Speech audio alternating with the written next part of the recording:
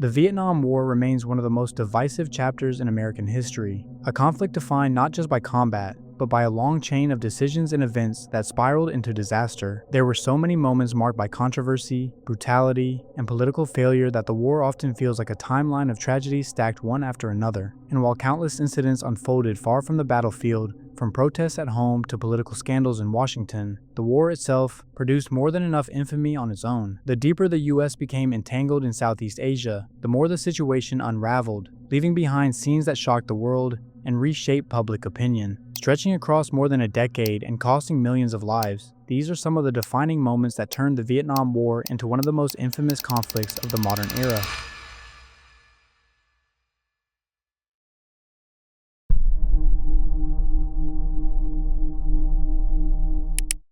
By the early 1960s, the United States had already been deeply involved in Vietnam for years, pouring in money, advisors, and political support to keep South Vietnam stable against the growing communist threat. At the center of that effort stood Ngo Dinh Diem, the country's first president and once a key American ally. But Diem's rule had become increasingly harsh. His government favored Catholics in a mostly Buddhist nation, and his crackdown on Buddhist protesters in 1963 sparked national outrage. As the country grew more unstable, Diem refused to accept U.S. pressure to change course. Behind the scenes, American officials quietly signaled support for a military coup. On November 1, 1963, South Vietnamese generals moved in. Saigon fell under their control quickly, and Diem and his powerful brother, Ngo Dinh Nhu, fled, only to be captured the next morning. They were promised safe passage, but both were shot and killed inside an armored personnel carrier. Instead of stabilizing South Vietnam, Diem's assassination triggered years of political chaos. One coup followed another, leaving the country even weaker just as the war was heating up. The assassination marked a turning point, pulling the U.S. further into a conflict that would only grow more complex and costly.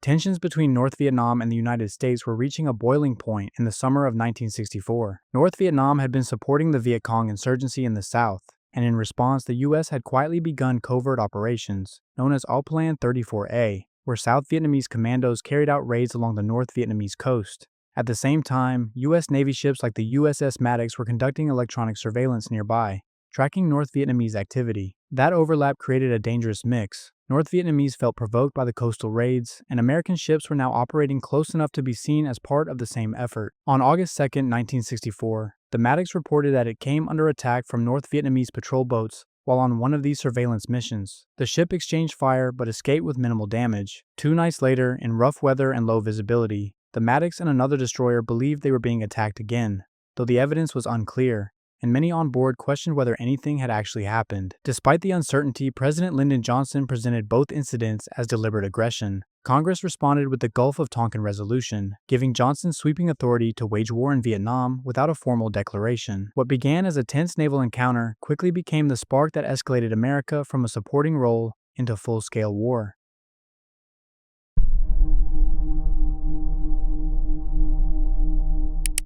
While the Gulf of Tonkin gave the United States the green light, Operation Rolling Thunder was the point of no return, marking the first major escalation in the Vietnam War. This operation was a massive, sustained bombing campaign that Washington believed would finally break North Vietnam's resolve, and for months its true scale was kept hidden from the American public. Rolling Thunder was built on a simple assumption: overwhelming air power could force North Vietnam's leadership to back down. U.S. planners targeted supply networks, fuel depots, bridges, military bases, and stretches of the Ho Chi Minh Trail, hoping to cripple North Vietnam's ability to support the Viet Cong in the south. Instead, the opposite happened. Every strike was met with fast repairs, new supply lines, and increasingly hardened defenses. American pilots soon found themselves flying daily missions into some of the most heavily defended airspaces on Earth. Surface-to-air missiles, anti-aircraft guns, and enemy fighters turned the skies over North Vietnam into a deadly trap, and losses mounted quickly, forcing the U.S. to continually replace aircraft and crews. Despite the enormous firepower unleashed, Rolling Thunder failed to achieve its goals. North Vietnam adapted, dispersed its infrastructure, and relied even more heavily on hidden jungle routes and underground networks. By the time the operation finally ended,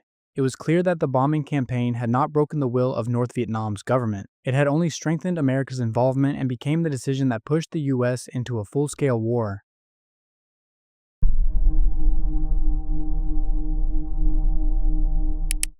By 1966, North Vietnam was under heavy American bombing, and U.S. airmen were being shot down and captured at a growing rate. Many of these prisoners were held in prisons inside the city of Hanoi, including the notorious Hoa Lo prison. North Vietnam generally kept these POWs out of public sight, but they also saw them as a powerful propaganda tool. As international pressure mounted over the treatment of American prisoners, officials planned a public display meant to show defiance toward the U.S. and rally their own population. That set the stage for what became known as the Hanoi March. On July 6, 1966, more than 50 American POWs, many injured, exhausted, or severely malnourished, were pulled from their cells, blindfolded, and forced into a staged parade through downtown Hanoi. Massive crowds lined the streets for this controlled propaganda display. However, it quickly turned chaotic as civilians hurled rocks, bottles, and debris at the prisoners as they were forced to walk 2 miles. Some were knocked unconscious, and many suffered serious injuries while guards struggled to keep the mob back. The international reaction was immediate and overwhelmingly negative. Even countries not aligned with the United States condemned the march as a clear violation of the Geneva Conventions. The Hanoi March stands as one of the most disturbing examples of how American POWs were used and mistreated during the war,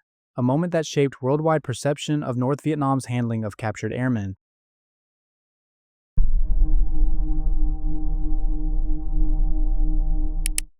It was now late 1967, and American commanders were insisting the war was turning in their favor. U.S. forces had inflicted heavy losses on the Viet Cong, and officials claimed North Vietnam was running out of manpower. But while the U.S. was publicly talking about progress, North Vietnam was quietly planning one of the most ambitious military operations of the entire war. In the months leading up to the Vietnamese New Year, North Vietnamese and Viet Cong units secretly moved into position across South Vietnam, hiding weapons, gathering intelligence, and preparing for a coordinated nationwide assault. The idea was simple but bold: hit every major city, base, and government center at once and spark a general uprising. On January 30th, 1968, the Tet Offensive began. More than 80,000 communist troops launched surprise attacks in over 100 towns and cities, including Saigon and Hue. In Saigon, Viet Cong fighters even stormed the U.S. Embassy compound, shocking the American public.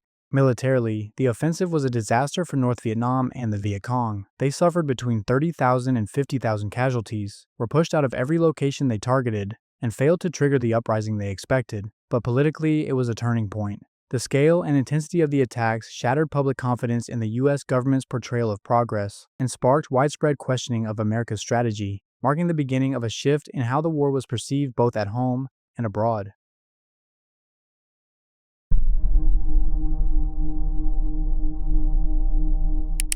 By early 1968, U.S. forces in Vietnam were exhausted, frustrated, and increasingly unable to distinguish Viet Cong fighters from ordinary villagers. After the Tet Offensive, American commanders pushed hard for aggressive search and destroy missions, convinced that rooting out hidden guerrillas would finally turn the war around. This pressure created a dangerous atmosphere where suspicion, fear, and confusion often guided decisions in the field, and that atmosphere set the stage for the Lai Massacre. On March 16, 1968, a unit from the U.S. Army's Charlie Company entered the rural hamlet of Lai, expecting to find a strong Viet Cong presence. They found only unarmed civilians, but in the chaos and anger fueled by recent casualties and months of guerrilla warfare, the soldiers began shooting. Over the next few hours, more than 500 civilians, including old men, women, children, and infants, were murdered. Many of the women were raped before they were shot. Some were executed in groups, while others were killed as they tried to flee. Some were machine-gunned, some thrown into wells, and some were scalped. Homes were burned, and the village was destroyed. The massacre finally stopped when American warrant officer Hugh Thompson Jr. saw what was happening as he flew over My Lai in his helicopter.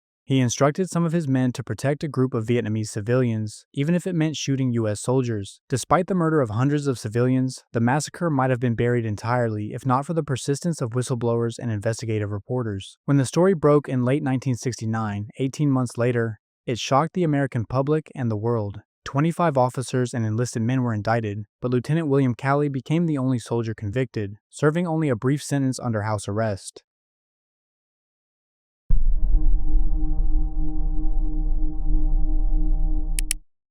By 1969, the U.S. war effort in Vietnam was becoming increasingly fractured, not just on the battlefield, but inside the military itself. Intelligence operations, covert missions, and secret alliances blurred the lines between friend and enemy. Nowhere was this more apparent than in the shadowy world of special forces, where the need for reliable informants sometimes clashed with official rules and oversight. In July 1969, 8 members of the U.S. Army Special Forces, including their commander in Vietnam, Colonel Robert Rowe, were arrested and charged with the murder of a Vietnamese man named Thai Cok Nguyen. Nguyen was an informant who worked closely with the Green Berets, but they came to believe he was leaking information to the North Vietnamese. Instead of turning him over to South Vietnamese authorities, the team allegedly interrogated, executed, and killed him. The real complication was that the CIA had reportedly been aware of the plan, and possibly even approved it. The CIA was heavily involved in the Vietnam War, and worked alongside the Special Forces on Project Gamma, which handled Vietnamese spies. When the CIA suspected he was leaking information,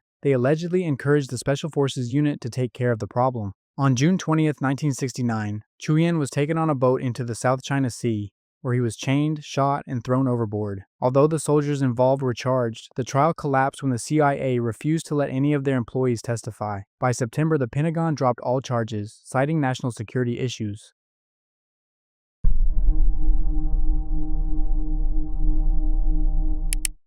Also during 1969, U.S. commanders were convinced that North Vietnamese troops were using sanctuaries just across the Cambodian border to launch attacks into South Vietnam. These safe zones were off limits because Cambodia was officially neutral, but inside the Pentagon, pressure was growing for a more aggressive approach. When Richard Nixon became president, he signaled he was willing to expand the war in secret if it meant hitting the enemy where they were strongest. That decision led to Operation Breakfast. On March 18, 1969, without informing Congress or the American public, the U.S. launched a massive B-52 bombing strike against suspected communist bases in eastern Cambodia. This was the first phase of a larger covert campaign known as Operation Menu, but Operation Breakfast was the opening blow. The strikes targeted Viet Cong and North Vietnamese supply hubs, but they also hit villages and farmland, contributing to instability inside Cambodia. Over the next year, the U.S. carried out thousands of similar raids, nearly all hidden from public view. When details of the secret bombing eventually leaked in 1970, the revelation triggered outrage not only among anti-war activists, but also in Congress, and the operation became an example of how far the war had expanded beyond Vietnam's borders,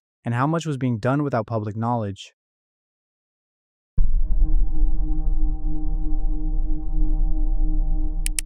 1970 saw North Vietnamese and Viet Cong forces maintain major headquarters, supply depots, and command centers just across the Cambodian border. The U.S. had been secretly bombing these areas for a year, but commanders argue that airstrikes alone weren't stopping the enemy from slipping into South Vietnam. At the same time, Cambodia was thrown into turmoil after Prince Sihanouk was overthrown, leaving the border regions unstable and giving the U.S. government a chance to act more aggressively. On April 30th, 1970, President Richard Nixon announced that U.S. and South Vietnamese troops had crossed into Cambodia in what he described as limited, targeted operations. In reality, tens of thousands of American troops launched a major ground assault into eastern Cambodia, striking long-established communist sanctuaries and trying to dismantle the Ho Chi Minh Trail network.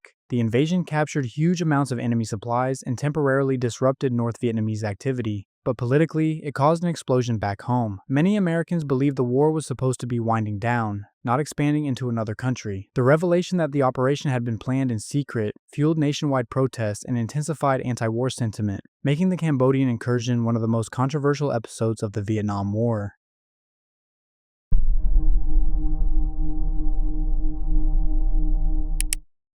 It was now years later, in 1975, and South Vietnam was collapsing fast. Years of fighting had drained its military, U.S. combat troops were gone, American support had been drastically reduced, and North Vietnamese forces were advancing on multiple fronts. One city after another fell with little resistance, and the South Vietnamese military, outnumbered, outgunned, and low on supplies, was crumbling under pressure. As North Vietnamese divisions closed in on Saigon, it became clear the war was entering its final days. On April 29, 1975, the United States launched a massive emergency evacuation known as Operation Frequent Wind. Helicopters raced back and forth from the U.S. Embassy and rooftop pickup points across the city, airlifting American personnel and thousands of South Vietnamese civilians who feared retaliation. The scenes were chaotic. Crowds packed the streets, desperate people scaled embassy walls, and Marines struggled to maintain order as the last aircraft flew out. The next morning, April 30th, North Vietnamese tanks rolled into Saigon, breaking through the gates of the presidential palace. South Vietnam's government surrendered, officially ending the Vietnam War. The fall of Saigon became one of the most iconic moments of the Vietnam War.